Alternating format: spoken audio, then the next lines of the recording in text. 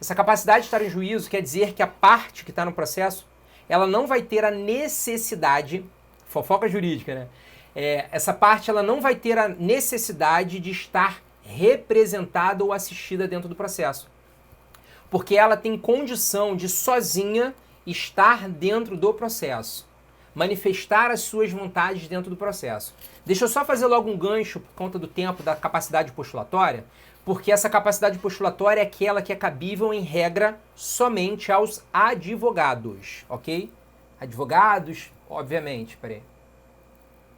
Defensores públicos, membros do Ministério Público, partes, pessoas, sujeitos que vão postular no processo, que vão escrever manifestação, vão fazer manifestação oral ou escrita dentro do processo judicial. Advogado, MP, Defensoria Pública, capacidade postulatória. Vamos falar então um pouquinho da capacidade de estar em juízo. Eu, Rafael, eu sou plenamente capaz. Eu posso ingressar, eu posso ser parte no processo. Eu, Rafael, também tenho pleno gozo das minhas capacidades jurídicas e, portanto, eu posso estar sozinho dentro do processo.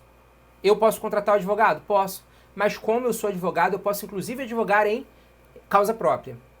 O advogado, a advogada, vai possuir, né, eles vão possuir essa tríplice capacidade. Capacidade de ser parte, porque são pessoas físicas, de estar em juízo, porque tem plena capacidade jurídica, e da mesma forma tem a capacidade postulatória, porque a eles é admissível falar, se manifestar dentro do processo. Ok? Ok. E quem é que não tem a capacidade de estar em juízo? Aquela pessoa que é incapaz. Por exemplo, o incapaz, ele não tem capacidade de manifestar a sua vontade em juízo, e é por isso que grava essa dica, tá? O absolutamente incapaz, que hoje em dia é somente o menor de 16 anos, ele deve estar representado em juízo. O maior de 16 anos, ou melhor, todo incapaz de maneira relativa, ele deve ser sempre o quê?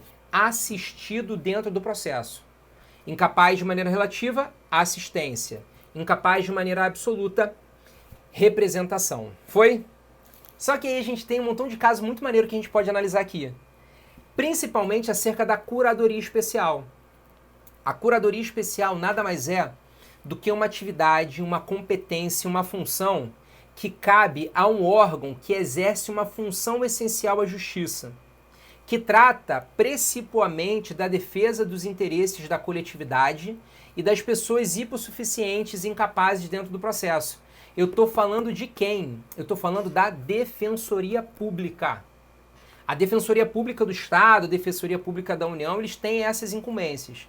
E aí no processo judicial, caso seja verificado que aquela parte é uma parte incapaz, só que é uma parte incapaz que não tem representante legal, não tem representantes e nem assistente. É uma parte que tem conflito com o seu representante legal. O que vai acontecer com essa parte? Essa parte vai ser representada em juízo, porque não tem capacidade de estar em juízo, pela curadoria especial. Curadoria especial, que é uma incumbência que cabe à Defensoria Pública. Olha aqui no artigo 72, espera aí que eu passei. O juiz nomeará curador especial. Coloca lá as hipóteses, parágrafo único. A curatela especial será exercida pela Defensoria Pública nos termos da lei. Legal isso, né? Legal, a gente enxerga essa função essencial à justiça, esse órgão que é extremamente relevante para a nossa sociedade, representando lá os interesses do incapaz e de algumas outras pessoas dentro do processo pela curatela especial. Foi? Foi. Eu acho que todo mundo viu e todo mundo ficou assim estarrecido, muito triste, porque mais uma vez a gente teve um caso aqui no Brasil, e nesse caso aqui no Rio de Janeiro, com um membro do Poder Legislativo Municipal, que ele simplesmente está sendo acusado, junto com a mãe do menino, de matar o pequeno Henry, né? Com sessões de tortura. Cara, parada surreal. Surreal. Para você se compadecer dessa dor, você nem precisa ter filho. É só ser humano, né? Que você consegue se compadecer da dor desses familiares e desse menino que sofreu tanto na mão desse assassino. Enfim, né? Tá sendo acusado ainda, né? Mas é provavelmente isso que vai ser descrito lá no processo. Beleza. Por que eu tô querendo falar desse caso? Porque quando a gente tem um incapaz, e esse menino era incapaz, absolutamente incapaz, ele estava sofrendo maus tratos causados pelo padrasto, maus tratos que no mínimo eram consentidos pela mãe. E aí, se fosse necessário ingressar com um processo judicial em face desse padrasto, da mãe, porque ele não tinha qualquer outro representante legal, tá? Vamos imaginar dessa forma. Ele não tinha nenhum outro representante legal. Por ele ter um conflito direto, um conflito de interesse direto entre o seu representante legal e ele e os seus próprios interesses, ele seria representado também por quem? Pela Defensoria Pública. Então essa criança nunca estaria sem os seus direitos resguardados, porque a Defensoria Pública ia fazer o seu trabalho que ela faz de maneira magistral. Beleza? Beleza. A gente tem também algumas questões que são muito maneiras, aí é um pouquinho diferente, tá? Vamos levantar esse astral aqui da live. A gente tem, por exemplo, a possibilidade de uma criança, imagina, tá? A mãe gerou e aí o filho nasceu, logo depois o pai morreu e o pai deixou uma pensão, e essa pensão ela vai ter que ser dividida entre a criança e a mãe. E aí, ao ingressar com o processo lá de pensão, nesse processo existe um conflito de interesses entre quem? Entre mãe e o filho. Olha que maneiro. Não é um conflito de fato, mas é um conflito jurídico. Porque se um tiver sozinho aquela pensão, vai ter muito mais pensão para ser dividida, quer dizer, para não ser dividida.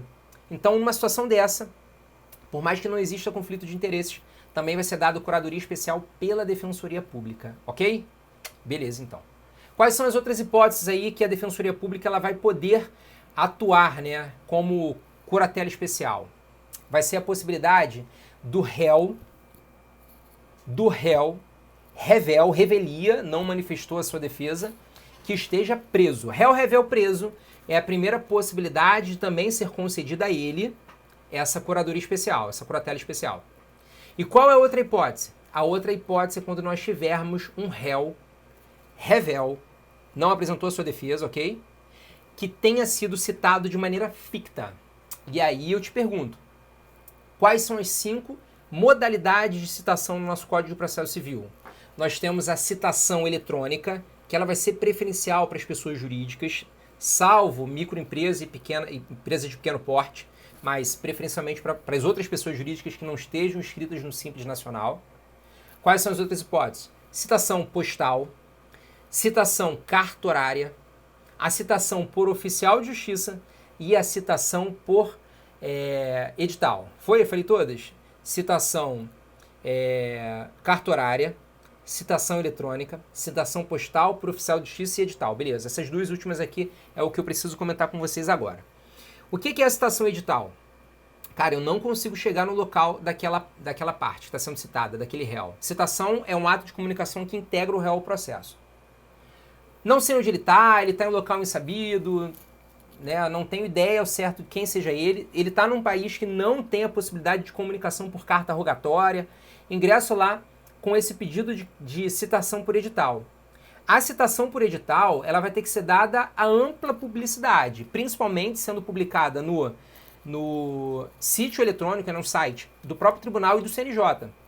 Mas também posso utilizar outros meios, por exemplo, publicar em jornal de circulação, publicar em jornal de grande circulação ou até de circulação local. Utilizar meios de radiodifusão, não sei. Uma possibilidade da gente conseguir chegar até aquela pessoa, para que ela saiba que está sendo citada. Só que nessa citação por edital, a gente não consegue comprovar que o fulaninho, que a fulaninha foi efetivamente citado. Para isso, o que a gente tem que fazer?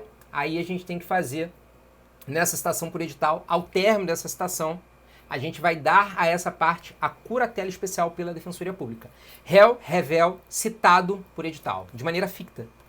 E a outra forma é por oficial de justiça. Lá por oficial de justiça, desde que seja por oficial de justiça com hora certa, quando por 2 vezes o oficial de justiça vai àquele local e não consegue encontrar o réu, o que acontece? Citação por hora certa. Quando volta aquela citação positiva, aí ali o réu é considerado revel. O réu revel, citado também por oficial de justiça por hora certa, vai ser considerado o quê? Vai ser albergado a ele o quê? A curatela especial pela Defensoria Pública.